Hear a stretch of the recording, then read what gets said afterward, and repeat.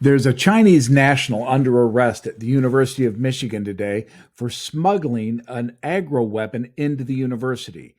This is a weapon that could materially affect and destroy the U.S. food supply.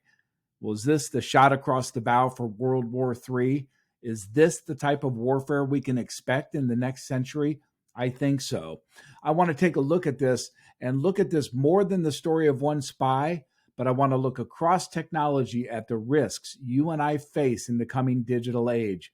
Stay with me as we unpack this on this episode of The Steve Beeman Show.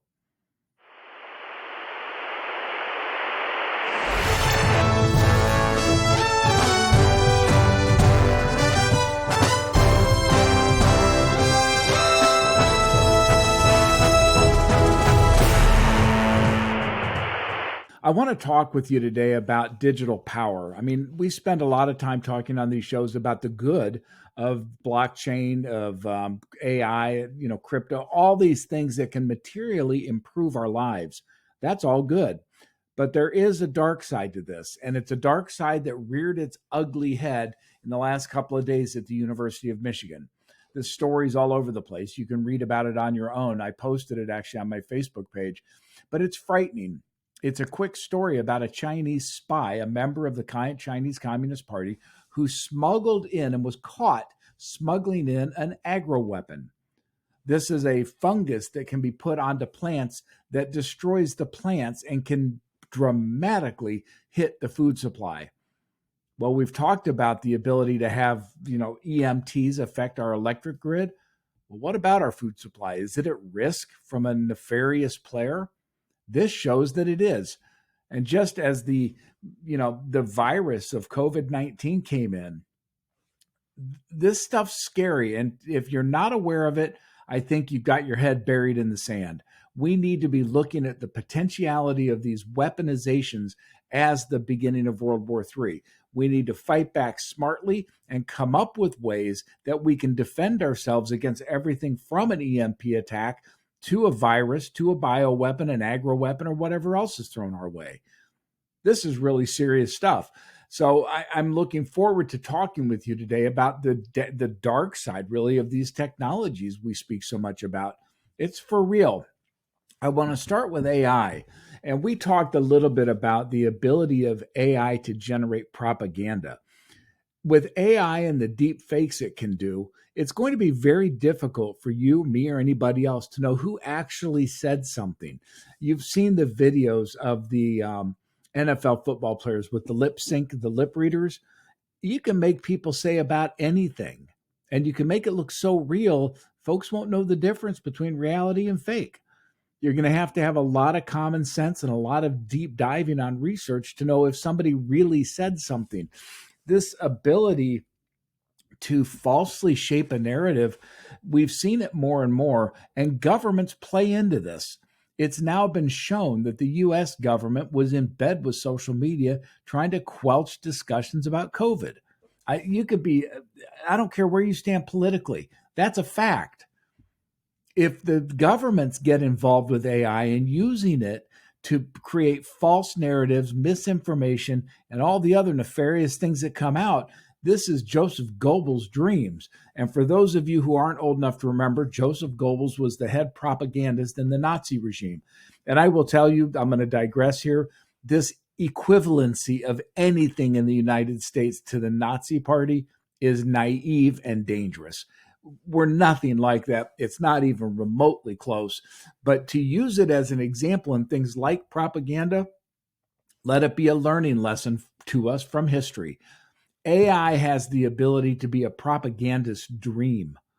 And the number one guilty party of propaganda is governments. So we need to be aware and be watchful of that.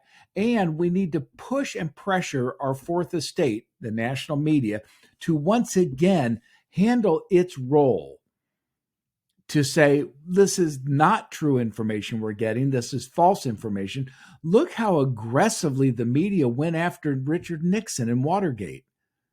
Well, look how passively they were when we found out the Russia collusion thing was a fake narrative. The dossier that they impeached Trump for was made up. It was purchased by the Hillary Clinton campaign. And I'm not saying that from a political standpoint. I'm saying it to wake us all up to the danger we have of government together with AI creating fake, false, and phony narratives. That's a real threat, and that's a serious downside to this. You can make CEOs say anything, politicians say anything. And as I discussed in prior podcasts, what happens when we see legitimate, and some of these firing systems now for nuclear weapons are threat on warning as opposed to threat on impact. So if the Russians, sorry, I still think of them as Soviets, but if the Russians have a serious indication that we've launched on them, their systems automatically retaliate. Well, what if we haven't really launched, but a deep fake AI makes it seem like we have? That's a real thing. There was a show called The Sum of All Fears, and it's a Tom Clancy show. It was a book originally, and it was actually very well done. And it's a story about a far right-wing group, and you could use your favorite villain, far right-wing, far left-wing, whatever you want to do. But it's a far right-wing villain who's trying to set up a war between the United States and Russia. So that group smuggles a smart bomb or a dirty bomb into the United States and blows it up and blames the Russians, hoping that the U.S. will, fight back and start a war.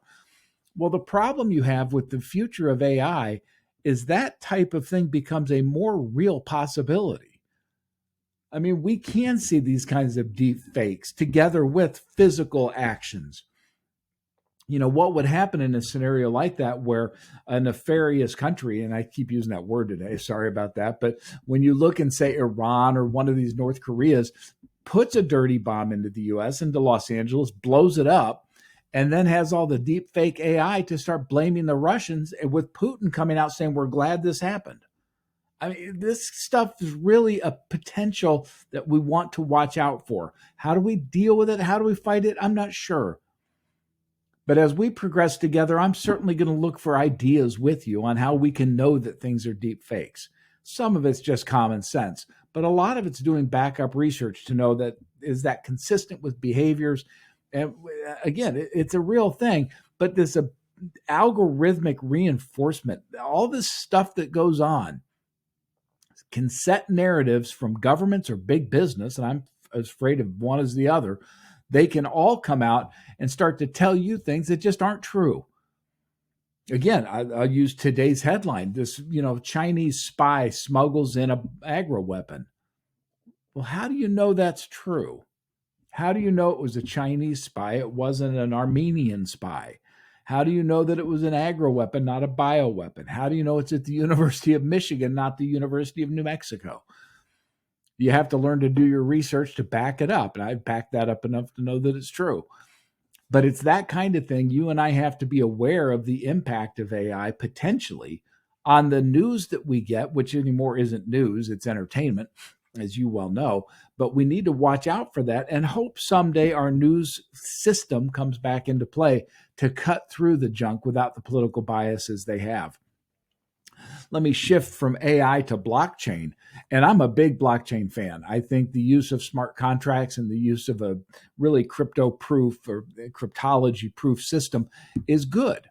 I think we can use blockchain for everything from the DAOs that I've spoken about, the distributed autonomous operations. I think we can use it for those. I can use it to, manage everything, leases, contracts, all this stuff with a lot more security. With that said, there is a potential use of the blockchain in fraud. And if you think about, the standard money laundering processes, well, the blockchain can be used by criminal organizations to do blockchain laundering because it's not traceable, because it is much more anonymous. You undoubtedly will see bad characters utilize blockchain for money laundering, every kind of thing that you don't want somebody to know you're doing, they'll be doing it in there. And that is the use of this decentralized economic power that's coming our way. We can't get away from it. It's going to happen. But it's the good of that is it gives you more freedom, gives you less slippage, less friction, less inefficiencies in the system. But to the criminal, It gives them new opportunities. It becomes the Wild West. They have the ability to put cons out in smart contracts, fake websites, fake everything that try to extract you from your money. Well, again, knowledge is power. And if you can take the knowledge of that and not get caught up into those traps, and the frauds are everywhere, job employment scams, investment scams, capital raising scams, you name it, they're out there. And they're using the anonymity of the blockchain to give them the ability to do that stuff. That's the downside of the blockchain. The NFTs that came out, you have to be very careful knowing that an NFT that you're buying is legitimate.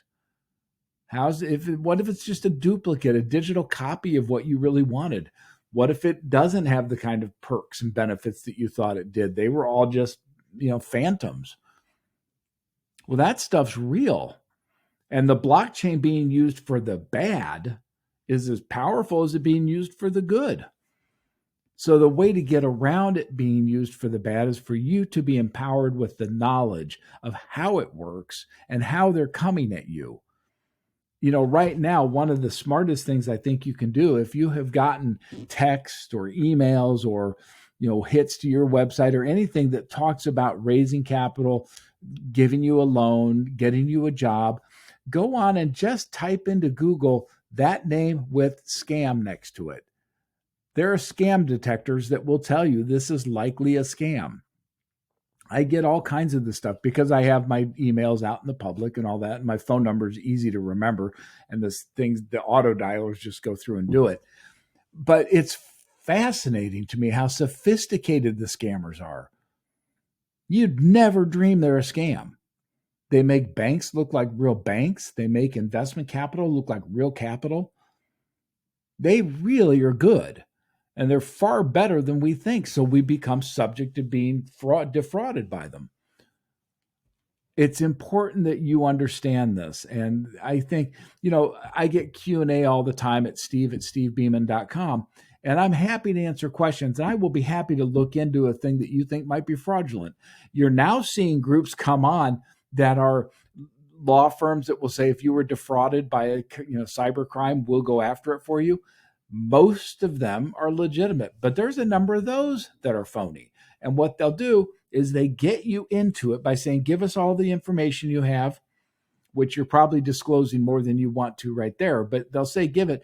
And then they'll go through and say, well, we have this, but we need to file this form, this, situation. And so you need to send us money. Stop. Don't do it. Just don't do it. You're going to get conned more times than you can count. I mean, those are everywhere and all over the place, especially for the entrepreneur and the small business. If you're going out desperate to raise money for your company, and I've been there, I know that situation. I'm telling you, the sophistication using blockchain, using AI, using this kind of stuff to get you extracted from your money is unbelievably sophisticated. Entrepreneur, you go up on PitchBook or something. The scammers are going to look at that. They go through all those sites and they pick out the new, interesting companies. They'll send you a note and they'll say, listen, we saw your company on PitchBook. We'd like to do some due diligence. Okay, that's credible. So you send them the due diligence. After a period of time, they come back and say, we've looked at your due diligence. We've looked at your business model. We've looked at what you're trying to do. We think it looks interesting.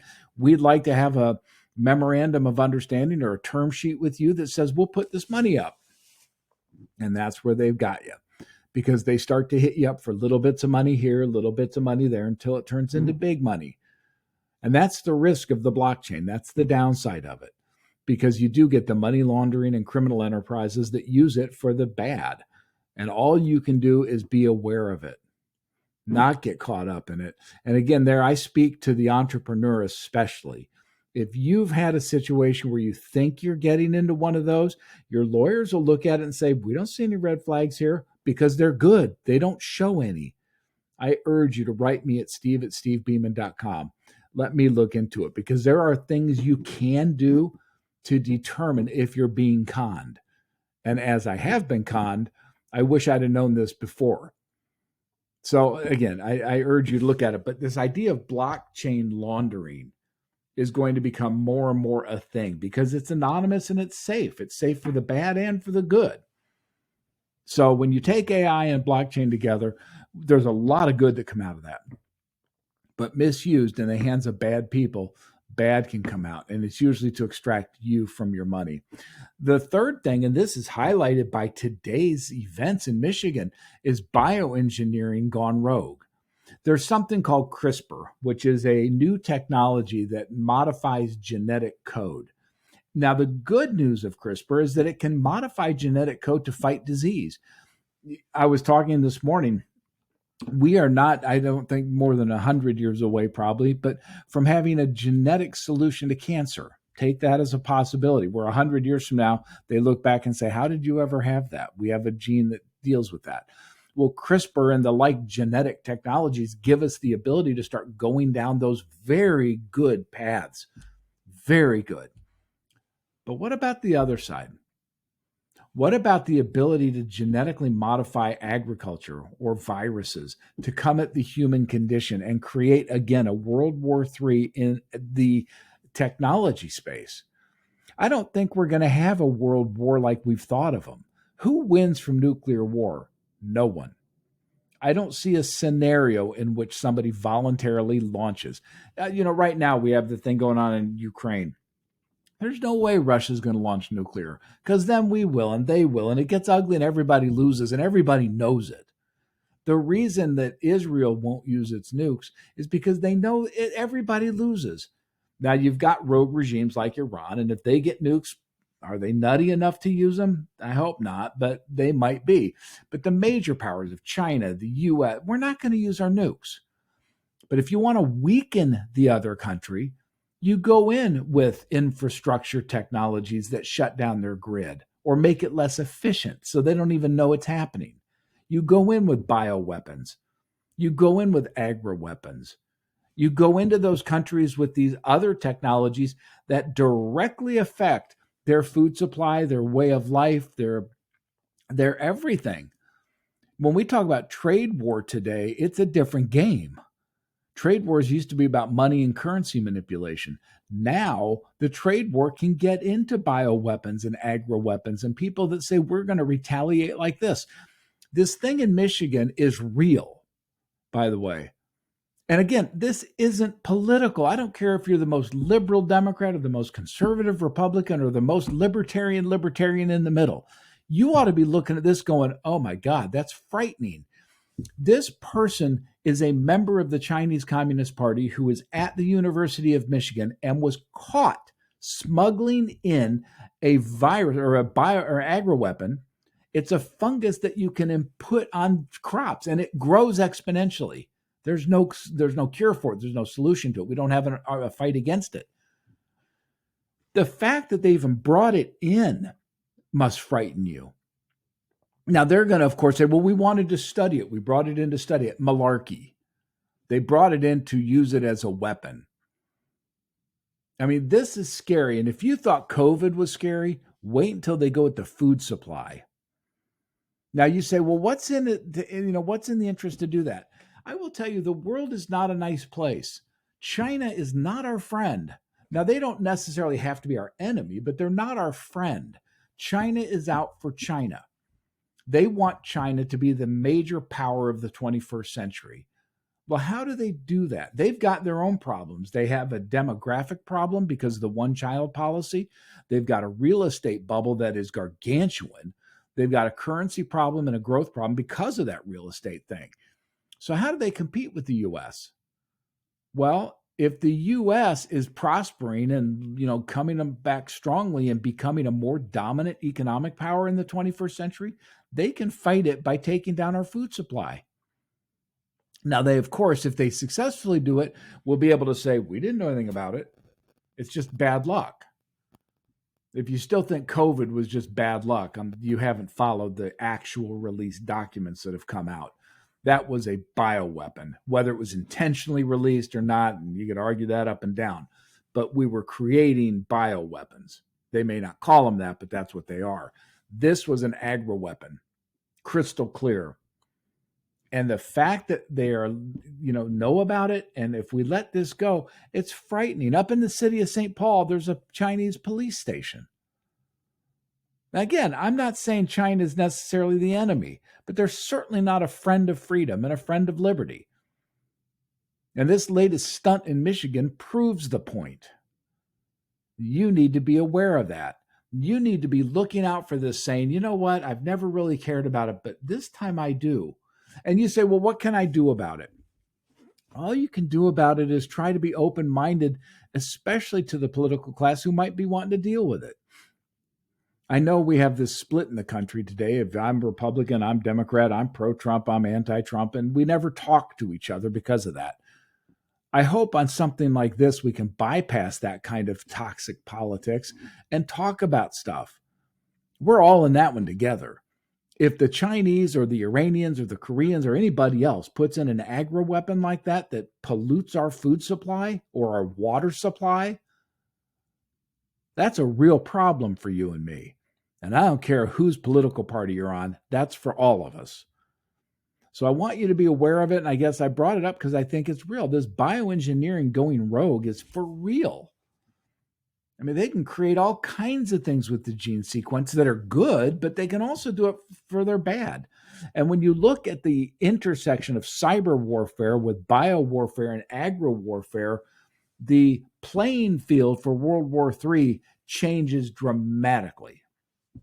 And I would make an argument that this agro weapon is maybe the first shot in World War III. Not that we're not already in it, maybe. I don't know. But it's not going to be a nuclear war like we've had or a physical war. It's going to be a technology based war. Again, whether it's against the grid or it's against the food supply or against the health of the population, countries will begin to fight in ways to keep the other country down. And the biggest players are Russia, China, and the US. And it's China and the US. They want to be the dominant 21st century player. We want to be the dominant 21st century player.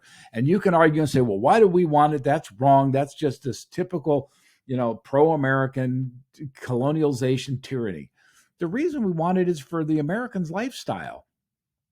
Americans live pretty well. A poor person in America is wealthy compared to most people in the world. Now, if you live in America, I think you want to keep that. I don't think you want to give that up. We hear a lot of talk in America about, young kids can't buy homes and it's not good for young people. They're still better off than anybody else in the world. Now, if you're outside the world, if you're in China and you watch this, you're going to say, well, I want China to be the superpower of the 21st century. I want China to have that lifestyle. I get it. We compete. The problem, of course, is that with the advanced technologies, we may not compete in a healthy way. And if you're one of the other countries, whether you're Europe or Canada or in Africa or South Asia, you're making your bets. Is it the US or China? But you don't want to get involved in these kinds of cyber warfare things or agro warfare. You want to stay well away from that. So the bioengineering, the blockchain laundering, the AI fakes and fake information that you can get, all of that is very real. Now, you have also tied to that the Internet of Things. You'll see IoT, it's the Internet of Things. As energy is more directed toward the Internet and everything becomes interconnected. I mean, you've seen 5G stuff. Well, we'll have 6 and 7G. It's all going to happen. But as that happens, we are more and more and more and more dependent on infrastructure, electric grids, cellular networks, internet, data centers, all of the big infrastructure to run a technology-based economy. Well, as that happens, again, using AI as a weapon to go in and affect that, it's very doable. Whether it's a shutdown of the grid or it's a shutdown of a data center or it's polluting the data coming out of a data center. I mean, you can change and tweak data to make it toxic. And again, it's so simple that you can just mess with the calculation and the markets go nuts. So there's a lot of the Internet of Things that's going to cause a risk to those of us who become more and more and more dependent on it. And I would argue there's no way around it. I mean, we have to I mean, I know a lot of people live with backup generators and the Faraday cages around those generators and all kinds of stuff. And I think that's not imprudent if you can afford it. We're going to start at some point in the next 30, 40 years, I believe, seeing these kinds of attacks through blackouts and data center hits. We already see it through hacking. I mean, how many times do we get a hacker that goes in and steals phone numbers or social security numbers? All of this stuff is going to increase because the incentive to not have nuclear war is huge. The incentive to allow the status quo of the globe is small. So the US, the Chinese, the Russians, the Iranians, the North Koreans, everybody's playing this game. Everybody's playing fakes in the AI world. They're all playing in the genetic space. They're all playing in the Internet of Things and the risk of they're not nuclear, but of grid collapse. This idea of a EMP bomb going over the US that just shuts everything down. Well, we've known about that for 10 years, and more than that, we've known about it since the first atomic bombs, but it's become public a lot in the last 10 years. And we know now that an EMP attack is a real threat. Now, the military's dealt with it. They have Faraday cages around things. They have backup systems. But our general grid, it's not protected. And as we get more and more dependent on technology for communications, for healthcare, for finance, for all of these core things, there is an increased risk that this kind of cyber attack that goes right at our grid or right at a data center materially affects our lives.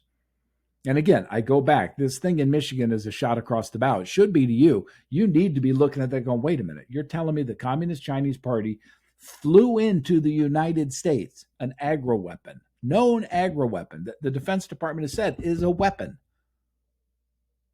The answer is yes, they did. And that wasn't done out of it's just going to be nice research. No, this is done as a direct threat to the U.S. food supply. I beg you to take that seriously. It's very real. Now, if we look at, IT and this idea of infrastructure, your phone is going to get hijacked. Your computers can get hijacked. I mean, we've known this for years, right? Ed Snowden was talking about how the U.S. government was turning on people's cameras on their computers to watch what was going on. We know the government snoops. And I don't trust the U.S. government on that any more than I trust anybody else. Governments increasingly can use this interconnected Internet of Things to snoop on everybody. And that goes to my final point, my fifth point, which is exported or even internal surveillance. The problem you have with the Internet of Things, AI, the blockchain, and all of this in aggregate is it gives an unlimited ability of governments to monitor their citizens. And we've talked about it with the Chinese social score. That's getting easier and easier for countries to implement.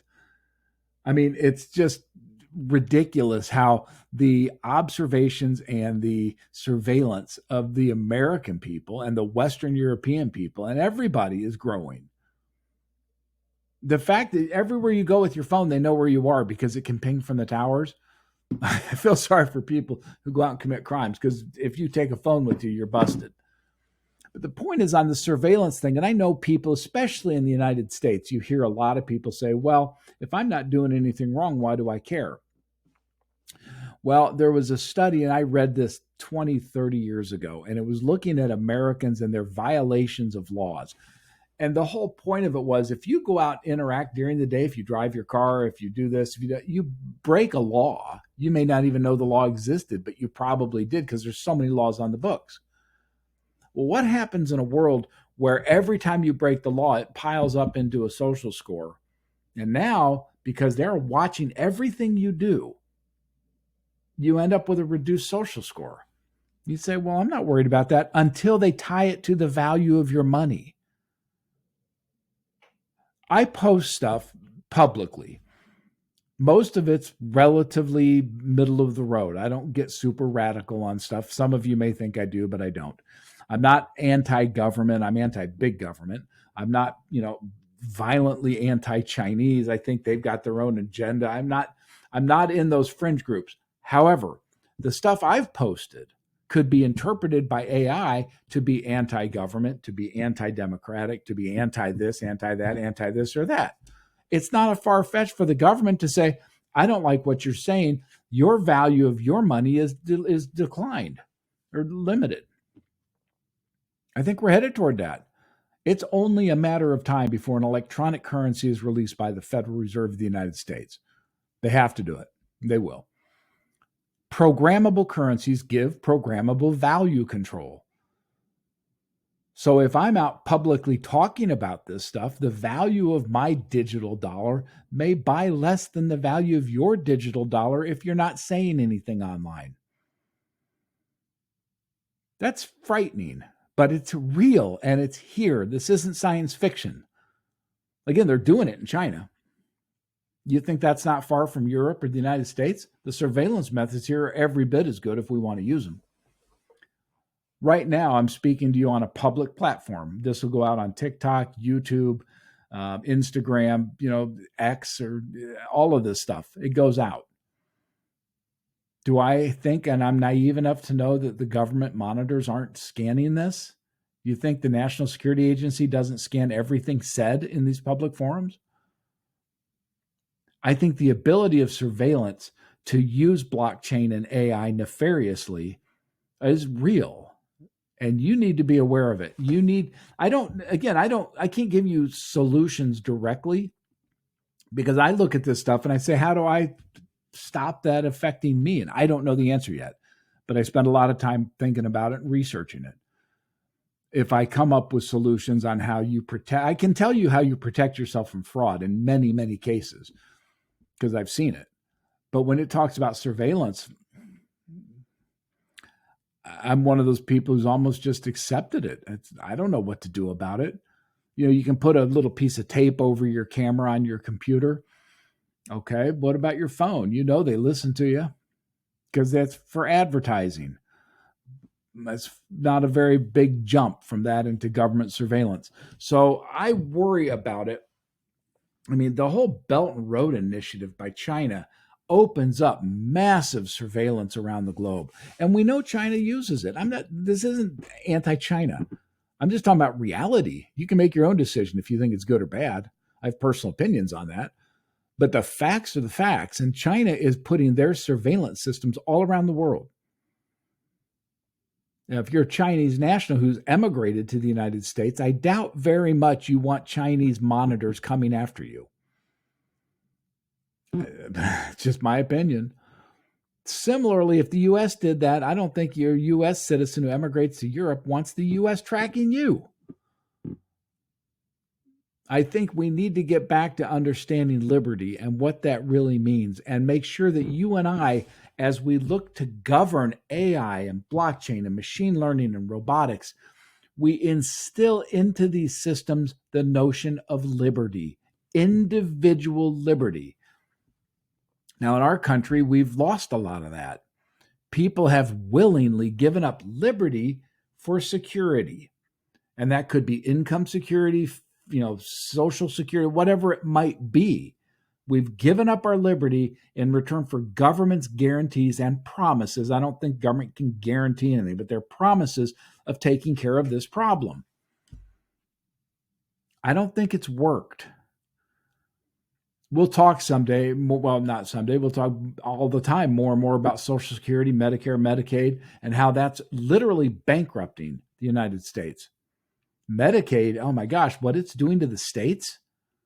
Now you can say, and there's some people who say we just need to tax more. We need everybody to pay what is notoriously called their fair share. I don't even know what that means. But everybody says tax the guy who has more than I do. Okay. What happens when they run out of money? How do you support these systems? I don't know. But again, we've traded liberty for security. I think as you look at the Internet of Things and what that's going to do, the surveillance capabilities, the blockchain and AI, you need to focus more on this idea of liberty. Can we sustain liberty in a world that is controlled by technology? Can we put handcuffs on government so it doesn't take over that technology and truly restrict thought? Because at the end of the day, the ultimate liberty is thought. I can think the things I think. I can say the things I want to say. You are free to argue and disagree with me, but we're free to exchange ideas. Now, in North Korea, in Venezuela, in Cuba, and in China, that stuff's not always true. Ideas are a threat to government. But I believe the liberty that we have to exchange ideas freely is a strength. It's ugly and it's painful and it's sometimes disruptive, but it's a strength. You and I need to focus more and more on finding our leaders who agree with liberty and will restrict and restrain governments from using this technology to a bad end. So I wanted to get to you today on that. I want to real quickly answer some questions because as I talk about this, I get a lot of people saying how serious is this threat in Michigan? Is it just one spy? I would argue that it's materially real and it's not just one spy. That's the one we caught. We've been catching Chinese spies over here for years, surveilling things, doing all kinds of stuff. I guarantee you, if we caught an agroweapon going into the University of Michigan, that's going on in way more unknown areas. You never hear about the first, right? You always hear it after it's happened a couple times. Well, do I think our intelligence services are pretty good? Yeah, I think they're the best in the world. Do they catch all of the bad stuff happening? No, they can't. They can't be right 100% of the time. So I look at this and say, if we know about this, that's really frightening. And you say, well, what do you do about that one? I don't know. Do you grow your own food? I don't think that's possible for most people. So I don't know a good solution to it other than we're diligent and we keep an eye on it. And we try to understand what it can do. I mean, you go back to Flint, Michigan. This was a U.S. created problem in the Flint, Michigan water supply. This wasn't external terrorism. It was internal terrorism. And that's an example of how this stuff happens. And I don't know what you do about it. My God, if you're in Flint, Michigan, I can't even imagine how upsetting that would be to you. But if we see that in our food supply, I don't know what you do about it. Because how do you know you go into your local grocery store and they don't have, wheat or flour that's been tainted with this? I don't know. If I can figure out ideas, I'll certainly pass them along to the next one. Now, the other thing I think that's relevant that you should know, and this relates to this, but it's part of a bigger pattern on the part of China. They are notorious for stealing IP, and they have been for years, whether it's copying technology or just stealing the underlying code. The Confucius Institutes here in the United States, as an example, are Chinese fronts to steal ideas from us. I think it's a strategic play on the part of China. And I believe deeply that it's part of China's China first policy. They criticize Trump for being America first, but they're certainly China first. They believe China is the power of the 21st century. So is all this part of a strategic, concerted effort on the part of China? I think it is. Another question I've had is, can the blockchain ever be trusted because it's being used in these bad purposes? And I think the answer is yes. Banks got robbed. It doesn't mean the bank's bad. The blockchain will be abused by those who want to abuse it because there are always going to be in society segments of people who want to break the law and want to do bad things. The anonymity of the blockchain, the security of the blockchain in and of itself allow for this kind of behavior. But it puts on you, back when I grew up, there was a notion of caveat emptor or buyer beware. The buyer was responsible to make sure they weren't conned. We didn't blame the seller. Now that's changed in the United States where now the sellers are responsible. And now it's more seller beware instead of buyer beware. But I think in the internet, and when you look at blockchain and these things, you're going to go back to a caveat emptor status where it's incumbent on you to make sure you're not defrauded. And that means your knowledge, your awareness, your critical thinking skills, all of those will come to play in the digital age so that you can prevent yourself from getting on the bad side of those characters. And then a final one, somebody wrote me and said, should I be really afraid of AI? I don't think so. I think, as we've talked so often, AI can be your friend. AI as a tool to benefit you in your job or in your education can be strong. I don't think it's something to be afraid of. I think what is to be aware of is that bad people will use it for bad things. It doesn't mean you have to, and it doesn't mean most people will. Most people will use AI for good, but there are always those who will use it for bad. But it becomes more and more incumbent on you to think through the fake information that you're seeing, or the um, scam offers, all the stuff that comes through the blockchain, or emails, or automated anythings. You need to be aware of it, because the responsibility will be on you in the digital age, not the government. It'll be on you. So I welcome you to write more questions about that. Again, it's steve@stevebeeman.com. And I want to state again, this is something that you look at the Michigan situation, you look at these threat assessments on IP, whether it's the AI infrastructure, whether it's the Internet of Things, whether it's the electric grid and our dependence on it, or this idea of bioweapons, all of this, the future isn't tomorrow, it's here now. I've said oftentimes, tomorrow doesn't look like yesterday this time. It's changing at light speed directly up. This stuff is real. It's not something that will happen. It's not something of science fiction. It's here today. And if you're not up to speed of it and not aware of it, you're going to be left behind. So I urge you to stay on top of it as much as you can. Every podcast I get together, I'm going to be talking about the Internet of Things and the impact of this AI and blockchain and tokenization and all this stuff on you. I think it's important to your life, so that's why I want to do it.